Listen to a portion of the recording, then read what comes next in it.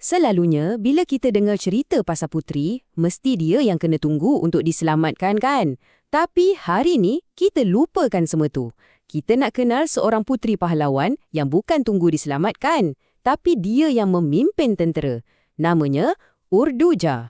Jadi apa agaknya jadi kalau seorang puteri tu tak menanti putera raja, tapi dia tunggu masa untuk bertarung?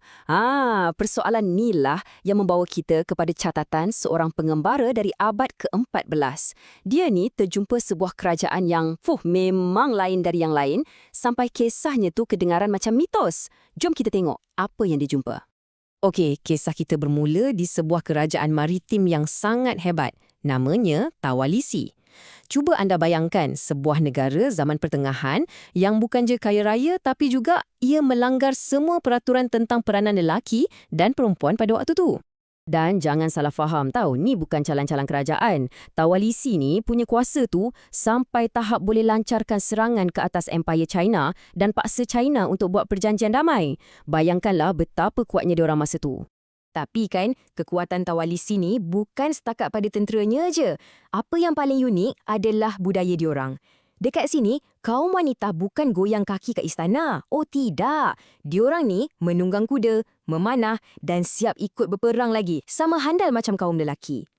Jadi, bila kapal pengembara kita ni sampai, kru dia pun bersedialah untuk upacara sambutan diraja yang biasa kan. Mereka jangkakan akan bertemu dengan seorang raja atau putera. Tapi tekaan mereka tu meleset sama sekali. Protokol dia memang jelas.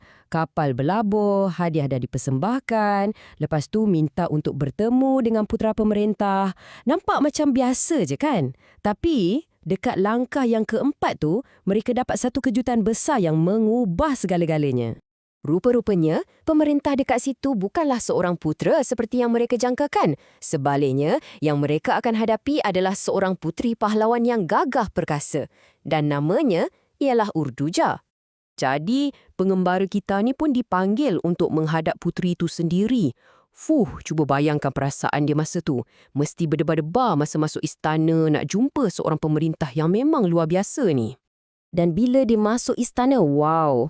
Apa yang menakjubkan dekat sini ialah macam mana istana ni terbalikkan semua norma tradisional. Pemerintahnya seorang wanita, majlis penasihat dia semua wanita, dan pengawal-pengawal istana pun wanita juga. Ini memang sebuah dunia yang diterajui oleh wanita. Lepas tu, bila Urduja mula bersuara, dia tak gunakan bahasa tempatan. Dia terus menyapa pengembara tu dalam bahasa Turki. Ini serta-merta menunjukkan yang dia ni bukan sahaja seorang pahlawan, tapi juga seorang ahli politik yang bijak dan berpengetahuan luas. Dan bila dia dengar pengembara tu datang dari negeri lada hitam yang kaya, reaksi dia bukan setakat ingin tahu, tak. Dia terus isytiharkan hasrat dia untuk menakluk negeri tu. Dia ni seorang penakluk, bukan sekadar seorang pemerintah. Tapi, walaupun dia seorang penakluk yang digeruni, Urduja ni terbukti seorang tuan rumah yang sangat pemurah tau. Dia hadiahkan macam-macam barangan mewah kepada pengembara tu sebagai bekalan dalam perjalanan. Penting untuk kita faham, Urduja ni bukan jenis pemerintah yang cuma bagi arahan dari atas tahta. Oh tidak, dia ni seorang panglima perang yang sebenar yang memimpin tenteranya sendiri di barisan hadapan. Inilah detik yang menjadikan dia seorang legenda. Bayangkan, tentera dia dah hampir kalah. Tapi Urduja tak berundur. Dia seorang diri merempuh masuk barisan musuh, tewaskan raja mereka dan bawa kemenangan kepada tenteranya. Tindakan dia seorang telah mengubah nasib keseluruhan pertempuran tu. Dengan reputasi yang sehebat ni, memang tak heranlah ramai putera dari kerajaan lain nak kahwin dengan dia, kan? Tapi Urduja ni bukan puteri biasa dan syarat perkahwinannya pun memang sangat luar biasa. Cabaran dia mudah, tapi pada masa yang sama mustahil. Sesiapa yang nak kahwin dengan dia kena bertarung dan kalahkan dia dulu. Bukan dengan harta atau pangkat, tapi dengan kekuatan di medan perang. Dan hasilnya, tak ada seorang pun yang berani sahut cabaran tu.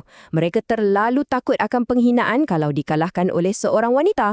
Jadi, Urduja kekal tidak berkahwin dan terus memerintah seorang diri. Jadi, jelaslah kat sini kan, Udujani bukan sekadar seorang puteri, dia seorang panglima, seorang pemerintah, seorang diplomat dan seorang pahlawan. Semuanya dalam satu pakej. Dia betul-betul mentakrifkan semula apa ertinya menjadi seorang pemimpin. Dan ini membawa kita kepada persoalan terakhir yang paling penting. Adakah Urdojani cuma watak dalam cerita dongeng seorang pengembara? Ataupun adakah dia seorang ratu pahlawan sebenar yang telah dilupakan oleh sejarah? Apa pendapat anda?